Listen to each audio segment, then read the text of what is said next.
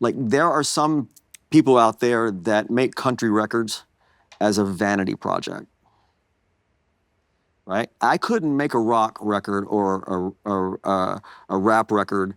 I could make one of those records, but it would be a vanity project. That wouldn't be authentic, and it'd be a waste of my time, actually. So I make the records that I make, but it is a complete mixture of the music that I soaked up like a sponge growing up, and that's just the way it is, you know? Well, So, as a fan, and I think I speak for all fans, not just to you, but to all people in show business, we appreciate whenever any of you don't do vanity projects. yeah.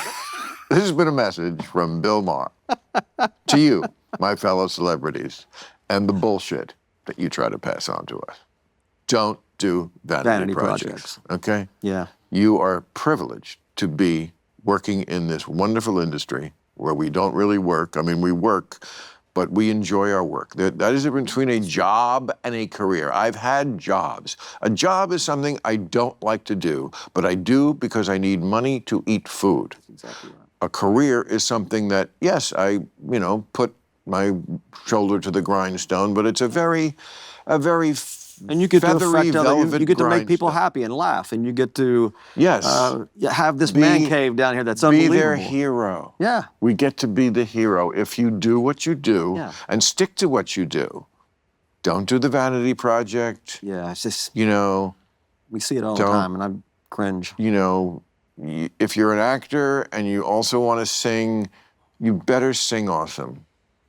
And the pendulum swings the other way on that. If you're a singer and you want to be an actor, you better be pretty good. I feel like that's an You think that's easier? I do, because I've long held a theory that anyone can act. I mean, not anyone, but it's like, please, children do it, former wrestlers do it. There are a few. Yeah, former wrestlers. I did it. It's just not that hard. What is reality TV? It's people acting I their get that. lives.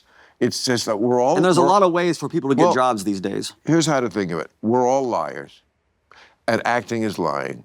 Yeah. It's just, and people are just very good at it, especially Americans in this era. They're just a bunch of fucking phonies.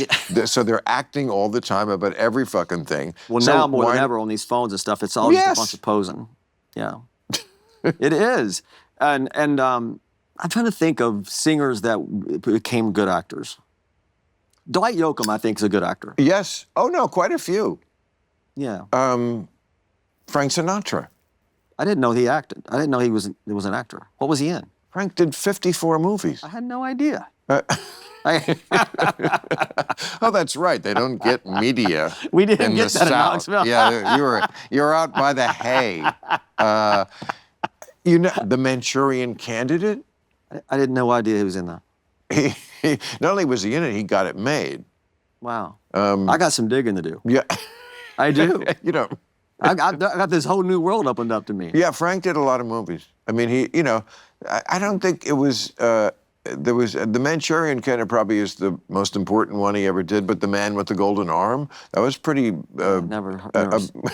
about heroin, the golden arm, Yeah. The old white horse. You know what I'm talking about, Kenny. You're a musician. You do heroin. Okay. So, but yeah. Who else? Who else was a singer that really, I think Dwight is a really good actor. Elvis. Yeah. It's a shame that what happened to him. I mean, the first movies they put him in were not what he later called the travelogues.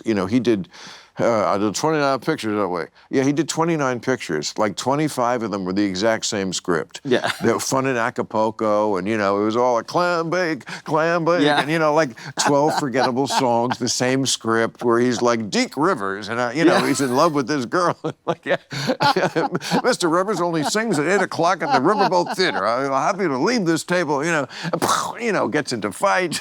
It's just terrible. Or he's running from apartment to apartment because there's one girl in one and one girl in the other. Yeah. He's switching. He's wearing a mustache.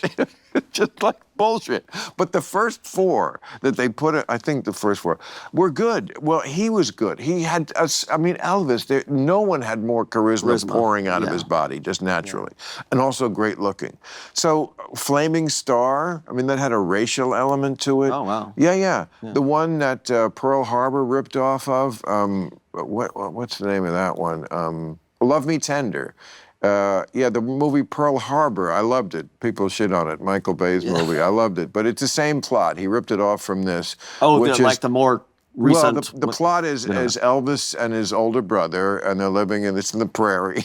You would know. They're on the prairie. Bear with me, okay? They're in the hay. And the Civil War comes, and the older brother is engaged to this the attractive girl, like it's the prairie, like the only hot chick in town.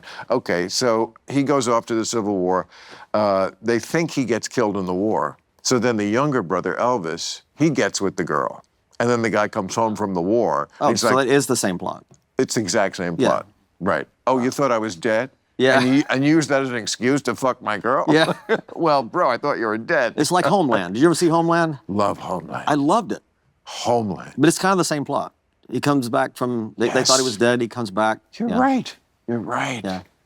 Anyway, I watched a lot of Homeland over the years. I did too. Homeland was the shit. Yeah. Especially that year, the year where they were in Pakistan. Yes, I everything about it I loved. She was brilliant in that. And I've never seen anybody play a character with such anxiety and pull it off. It was unbelievable. And it makes sense for that character. Yeah. I mean, if you're the type who wants to be in the CIA and do that for a living, you're not going to be the normal 9-to-5er. You're going to be the person with the red strings connecting the pictures on the wall. Yeah. And that's just to find the remote. That's probably my favorite. That is one of my favorite things still to this day on any of the streaming services. I agree. Like I've watched it, the whole thing, like several times. I wish HBO had that show. Yeah. It should have been an HBO show. Yeah. And can't get them all. Yeah. Well, anyway, but I like Succession too. Me too. I loved Succession. Me too. That's another. See, we got something in common. We have a lot in common. I'm telling you. You know John C. McGinley? I know John C. McGinley. Yeah, I don't know him, but I've been. You don't? Always been a fan. Oh God, he's fantastic. Why is he an old friend of yours? I met him in 2007. I was exhausted after our tour in 2007, and I rented a house in Malibu.